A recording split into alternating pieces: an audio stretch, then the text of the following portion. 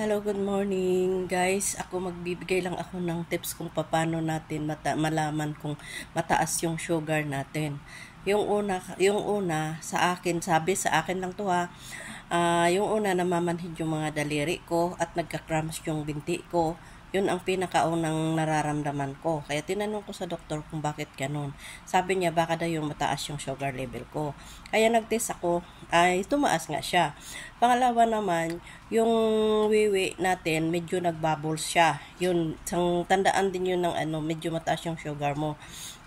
At saka yung nangangati yung mga balat mo, yun symptom na din yan na mataas yung sugar mo guys. Kaya wag nyong yan, wag nyong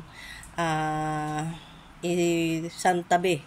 Wag mong isang bahala, kailangan mong magpa-test ng blood sugar mo kasi mahirap yung blood sugar na tumaas. Kasi ako naranasan ko na yung tumaas yung sugar ko at bumaba din sugar ko. Yung tumaas naman yung sugar ko, yung nararamdaman ko lang, yun yung nagka-cramps, namamanhid yung dito ko. Pero nung bumaba yung sugar ko, ang napakahirap doon, yung napipil ko yung DC. Talagang parang umiikot yung paligid at saka nagsusuka ako.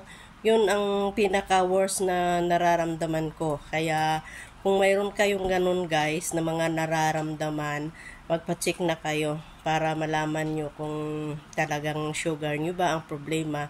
Kasi pag yung nagdi-DC at nagsusuka ka, ako sugar ang bumaba sa akin noon.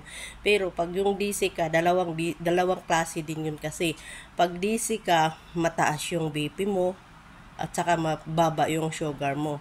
So yun ang pinakamahirap sa dalawa dahil mag-mild stroke ka nun pag nagkaganon. Kaya ayun lang guys, kaya ingat-ingat tayo sa health natin. Thank you.